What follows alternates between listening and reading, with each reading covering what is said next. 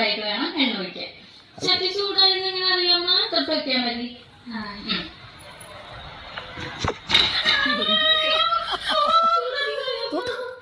അയ്യോ ഞാൻ തന്നെ ഉണ്ടാക്കാം.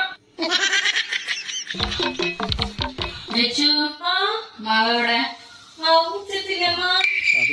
ദോശ മാവ് എവിടെ? ഒഴുക്കി ഇതെവിടെ ഒഴിക്കണ്ടമ്മ?